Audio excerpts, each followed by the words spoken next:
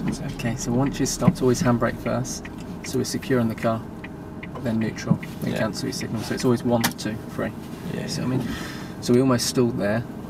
Just a little bit late putting the clutch down, yeah? Of course, in second. Okay. Yeah. So we're going to do the independent part of the driving test. So what will happen is the examiner will pull you up on the left like I've done now and ask you to follow a series of directions. Okay. When I want you to change direction, and when the examiner will want you to change direction, they'll tell you in plenty of time. Okay. So the first set of directions, I want you to drive to the end of the road and then turn left, and then follow signs for Buckingham until I direct you otherwise. Okay? Yeah.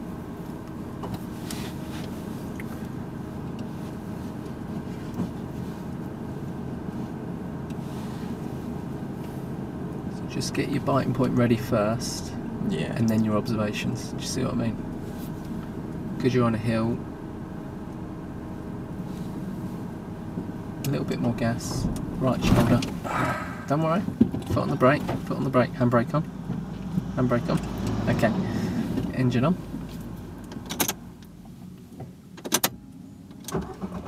Okay, so let's give that another go. So obviously you stalled. The reason for your stalling is you bring the clutch to the bike. The moment you're releasing the handbrake, you bring the clutch up again, yeah? Yeah. So you just need to hold the clutch longer at its bite till the car begins to move. As the car begins to move, increase the gas, ease the clutch up, so you're sort of coordinating both pedals at the same time. Not one, bring the clutch up and then gas. It's gas and then ease the clutch up. Yeah. Okay, let's give that another go. So preparation, gas and bite. I need more gas though from you. A little bit more gas. So we should hear the gas. The engine, a little bit more on the gas. Can you hear that? A bit more gas. Still a little bit shy on that gas, and hold the clutch where it is. Okay, now look all around you. And as you release that handbrake, just increase the gas before easing the clutch up. Do you see what I mean? Yeah. So after all that, do you remember where you're going? Yeah. Okay.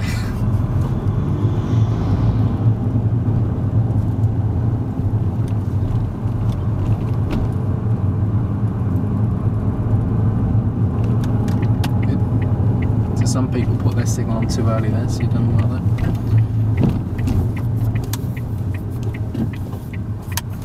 Just when you're turning left on that one, it is very easy to come out first and then turn, so you just need to follow the bend round a bit more. So use your tax disc, keep it on the curb, keep glancing at it, just so you keep a little bit closer to it.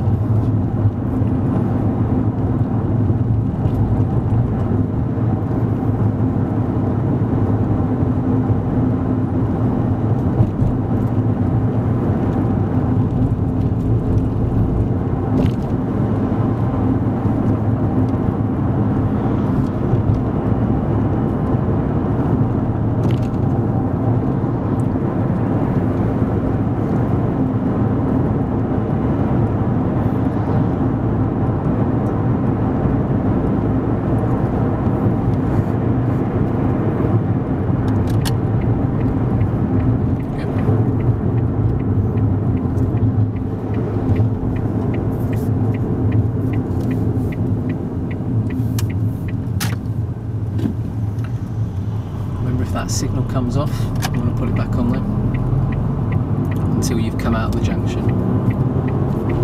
So again, another easy one to fail on, your signal coming off a bit too early. Yeah?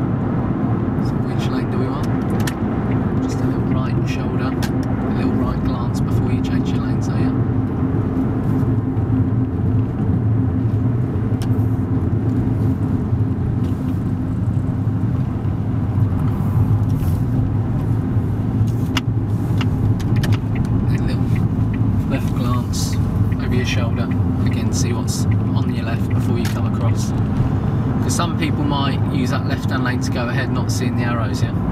Do you see what I mean? Yeah. So it's important you know what's on your left before you start coming across. Now, what's your speed limit along here? 60. 60, yeah. An easy one to fail on your test here is your following distance. Obviously we haven't got that problem at the moment, but obviously lots of lorries use this road, like we got here now, so we want to keep a good distance between us and the dustbin truck. What's your what rule can we use sort of when we're doing 40 miles an hour plus in terms of keeping a good gap between us and the car in front, do you know? Sort of 3 cars? That would be a bit close, 3 cars at 40 miles an hour. So right. We use a 2-second rule. Have you heard of that? So basically when this dustbin truck goes past like a landmark, like we'll have to use, there's no landmarks, but say the silver post here, Yeah. once it hits that, 1001, 1002, and we got a good gap. If we get there before we finish counting, then we're too close. Yeah. We're going to follow signs for Whaddon.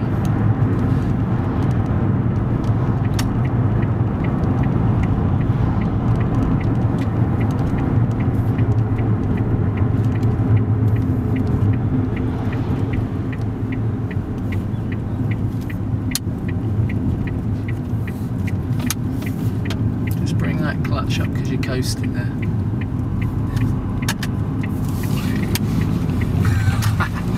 Okay. Alright, so one, you were coasting, so a little bit fast, go around the corner. Also you needed to look over your shoulder and make your way across to the left a lot earlier. Did you forget where you were going there? No, I just too much on my mind. Okay. Yeah, so you want to come across a lot earlier than that. Yeah. When you come across late, it sometimes invites the people on the left that are coming out of the roundabout to come in on your left. Something like a motorbike might come through, do you know what I mean? Yeah. So we look over the shoulder. If it's safe, then we gradually make our way across early. Now we're going to follow signs for Milton Keynes West.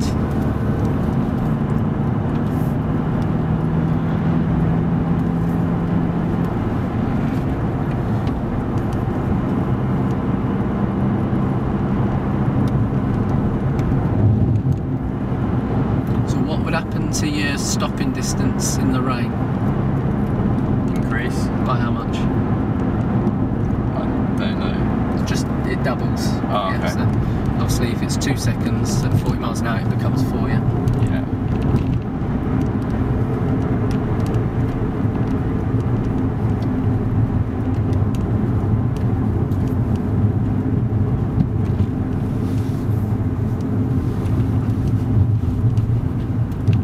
So we'll need to go a lot slower here. Can you see the signs of Milton Keynes West? I'm going to help you with the brake and clutch down over to the left a little bit more, and then into first gear.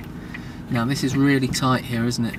Yeah. So we need to go around to the left a bit more, and then have a look, and now we turn quick. That's it. So that's probably the most common junction on this test where people fail. I didn't even know it was a thing. You could see it was really blind on the left, couldn't you? Yeah. So you've got to follow it around a lot more there, and then when you can see down to the left, then we turn.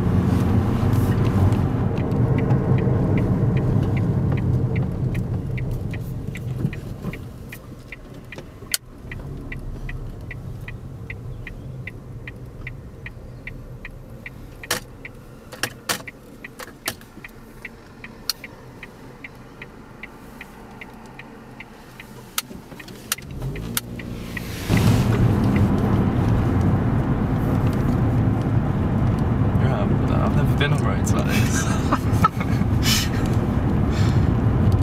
But I mean, this is what it's all about, because if you took your test, you can be the best driver, you know, for the area that you drive in, but if you don't know the test routes, do you know what I mean, you could go wrong on that, and that's again a very popular one that people fail on their tests.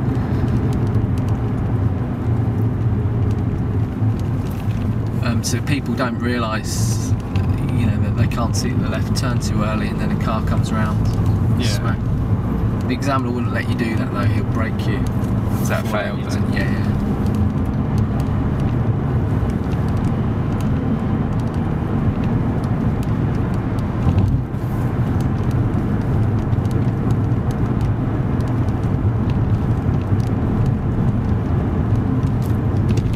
So on the approach to this one, you can see a few little warnings. You've got the red triangle telling you about the bend. It is a very tight bend, so let's slow it down to about 10-15 miles an hour and then go into second gear. That's it. If you were in third gear, sort of doing 25-30 there, where would your car have gone? Further out. Onto the other side of the road a little bit, yes. That's why your speed's important. Get that down to about 10-15 before you get there into second, and then you've got more control going around the bend.